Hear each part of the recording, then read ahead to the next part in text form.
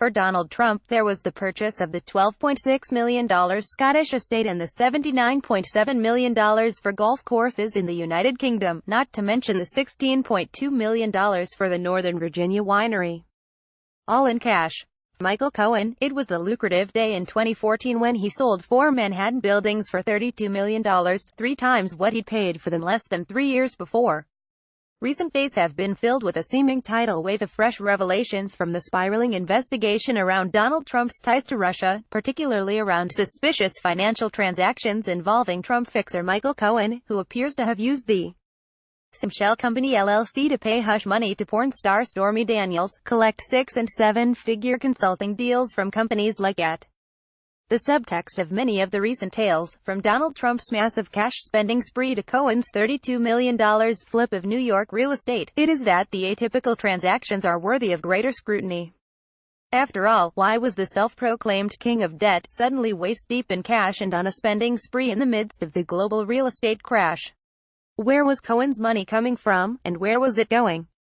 It's the old adage from the Watergate investigation, follow the money. The implication, particularly in the more fever-swampy portions of Twitter, is that there was money laundering afoot, probably Russian in origin. The quid, perhaps before the election, and the pro quo afterward. But is that a real possibility? And if it was money laundering, by whom and how? The payments appear to mirror suspicious activity that led to the earliest charges and investigative avenues of Special Counsel Robert Mueller's probe, the money laundering and conspiracy charges leveled against former Trump campaign chair Paul Manafort and aide Rick Gates. Gates has since pleaded guilty. Manafort's case continues to move forward toward trial later this year, but to Treasury officials and law enforcement who have long pursued money laundering and terrorist financing probes, it's not what Donald Trump or Michael Cohen did in any single transaction that raises red flags, it's how they conducted business day in and day out. The layers of shell companies, the contracts involving pseudonyms, the law firm cutouts to make deals, many of the activities, when viewed in aggregate, point to a deliberate attempt to create opacity, says Amit Sharma, who used to work on countering terrorist financing after 9/11 at the Treasury Department. When you take 2 steps back, you see a murkiness and level of complexity with which the Cohen and Trump companies have operated. What are they hiding? Why are secondary and tertiary entities signing under pseudonyms and cover names? Truly legitimate, transparent companies don't need to do that. Does this point to corruption and/or conspiracy? It certainly looks that way. Are all activities pointing to specific money laundering transactions? Not necessarily. The fundamental approach to Trump and Cohen's empires should raise eyebrows, and evidently has with Mueller's probe and prosecutors in the Southern District of New York, precisely because of the apparently great lengths they undertook to evade basic transparency. While not necessarily illegal, some of the tactics are, in fact, regular parts of complex businesses. The pattern of activity points to an attempt to evade one of the basic precepts of modern banking and anti-money laundering efforts: know your customer. What we call covered institutions, that's any financial institution overseen by U.S. financial regulations. They have to have a comprehensive anti-money laundering regime. It basically comes down to one central question: do you know your customer? Who's behind the account? Who has control over an entity or can facilitate transactions on its behalf? What are its sources of funds? And what is the normal, expected nature of its business or pattern of activity for that person or entity? Sharma says, anytime a bank or financial institution spots activity that doesn't match the regular pattern, they're required to file suspicious activity reports with the Treasury Department. Those exact type of reports were triggered by odd withdrawals and payments by the Russian embassy around the time of the U.S. election, and are the subject of part of Mueller's probe, according to BuzzFeed. Yet while regulations, especially since 9/11, require in-depth documentation and identification for basic banking for individuals, it has been much easier, until literally today, for corporate entities to hide their identities behind lawyers and shell companies. Financial institutions are mandated to collect all this data on its customers, but up until now, financial institutions have not had to do the same for companies. Sharma says, for companies, often it has simply been the business location and tax ID number, and we don't know the underlying ownership. We don't know whether it's a Russian oligarch. In fact, new Treasury Department rules that require stronger due diligence on banks to understand who actually owns, or has a controlling interest in, a company only come into effect today, May 11, 2018. As Sharma says, Trump and his companies have exercised this practice for many years. It seems that every new project, every product, every new building, he's starting a new company or legal entity to manage it. This has been the case for overseas operations and activities as well. People do this to protect themselves from liability and to create protective measures that don't roll directly up to them personally. In any given structure, he may own a portion of a parent company that owns a controlling interest in the holding company that may own a portion or receive economic benefits of the real estate. In 2016, the Wall Street Journal's Gene Eaglesham, Mark Marmont, and Lisa Schwartz outlined a specific example of just that sort of structure. Donald Trump owns a helicopter in Scotland. To be more precise, he has a revocable trust that owns 99% of a Delaware limited liability company that owns 99% of another Delaware LLC that owns a Scottish limited company that owns another Scottish company that owns the 26-year-old Sikorsky S-76B helicopter, emblazoned with a red Trump on the side of its fuselage. All told, the Journal reported, 15 entities were used at that point to own Trump's fleet of 2 airplanes and 3 helicopters. Layer on layer of corporate structure makes it hard for investigators, tax officials, or prying lawyers to figure out who owns what, the underlying source of money for specific transactions, whether taxes are being appropriately paid in a given jurisdiction, or who might be partners in what enterprises. That's where Section 311 comes in. In 2001, as part of the USA Patriot Act, the Treasury Department was given a new tool against money laundering, known as Section 311, after the relevant section of law, to designate foreign financial institutions, jurisdictions, or entities as of primary money laundering concern. A Section 311 designation was meant to help authorities highlight suspicious patterns of activity without having to prove any single transaction was illegal. It's the rough equivalent for money laundering of the criminal RICO statute, the Racketeer Influenced and Corrupt Organizations Act, that allows prosecutors to take down entire mafia families, drug cartels, and street gangs without having to prove everyone involved knew about or participated in all the various individual crimes. We deliberately put these tools together to go after really bad people, organized crime, terrorists, dictators, Chinese triads, Sharma says. You didn't have to point to a single illegal transaction. The totality of the transactions should give you pause enough that we would want to be sure U.S. institutions scaled back or ceased doing business with them. The designation, which effectively forces U.S. financial institutions to sever ties with the entity, makes it all but impossible for an entity to participate in the global financial system. In the years since, the U.S. Treasury Department has used Section 311 to go after the banks and front companies that help North Korea evade sanctions, to go after Iran's nuclear program and terrorism financing, to isolate Syria, to punish banks that helped Saddam Hussein launder money, and to pressure offshore havens, like the Pacific island of Nauru, that the U.S. believes are complicit in money laundering. Sharma says that if what we have seen with Michael Cohen's business dealings existed anywhere overseas, where it intersected with an investigation or a politically exposed person or national security issue of import to the U.S., it would ring all sorts of alarm bells at Treasury. What seems to be continually revealed is a pattern of atypical financial transactions, and too much of it seems structured specifically to hide and evade critical information or people involved. That desire for opacity, though, doesn't necessarily point to money laundering.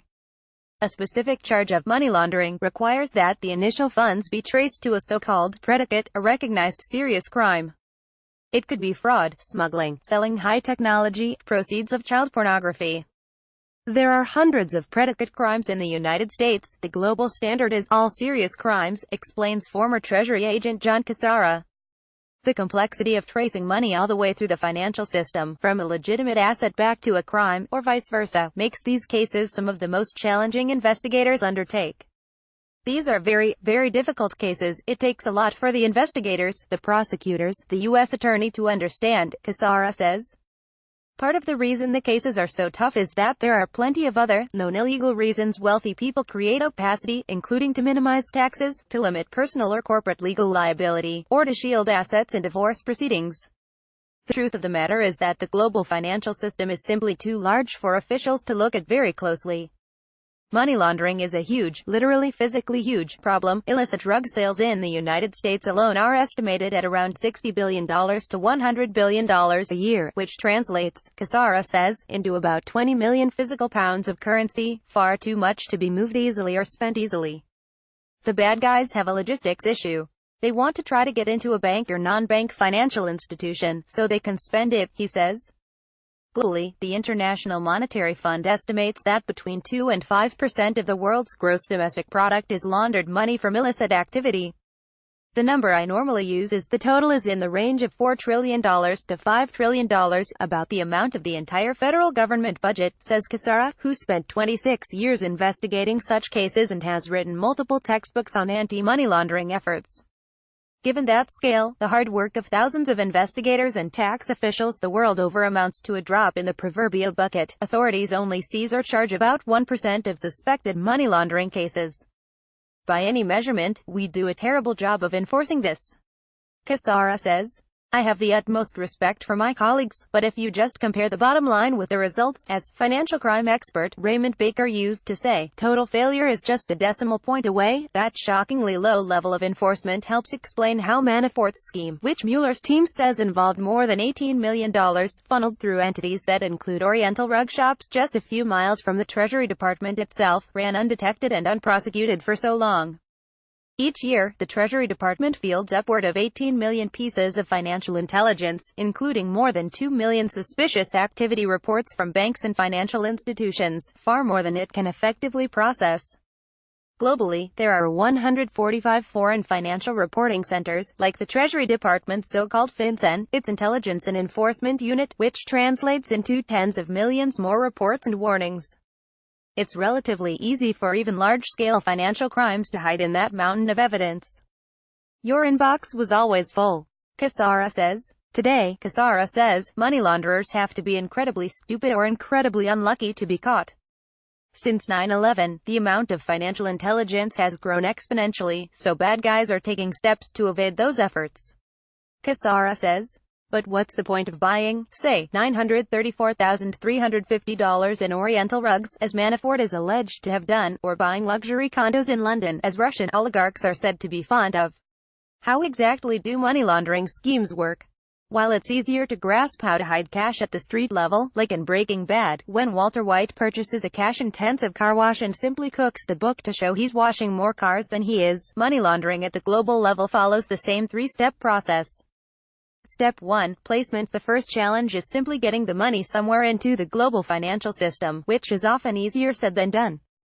Banks are required to file reports anytime someone deposits more than $10,000 in cash, so sneaking large amounts of cash into the financial system can pose a huge challenge. Breaking large transactions into smaller ones, say multiple deposits of $9,999, to evade the transaction reports is known as structuring, or smurfing, and is illegal itself. Former Speaker of the House Dennis Hastert spent time in prison for structuring, as part of his effort to pay hush money to one of the men he sexually abused as a high school coach, rather than for the underlying abuse. Placement is where criminals are most vulnerable, because the money is closest to the original crime, Casara says. It's much easier to catch them at the crime than to say, there's a suspicious shopping center or golf course, and work backwards. Tracing laundered money back to illicit proceeds is key to any investigation. Step 2. Layering. The second challenge is hiding the origin of the illicit money. That's where the layers of LLCs can be helpful. Every time money moves, from one entity's account to another, from one bank to another, from one country to another, it helps hide the original source. It's confusing and makes it difficult for investigators, tax officials, or a former wife to follow that money trail. It's using this labyrinth of LLCs and tax havens, in the US and overseas, to make it difficult and time-consuming to trace, Casara says. It gets hard because of issues of investigative competence, venue, jurisdiction. Often, this layering step takes place with the help of lawyers and law firms. The revelations of the Panama Papers and the follow-on Paradise Papers laid out just how large a global business it is to help elites hide their assets. Many of these folks have go-to structures and lawyers they use to go through the layering process, Sharma says. A lot of laundering happens through non-financial businesses and professions. The Russians use a ton of folks in Turkey, UAE, and Cyprus.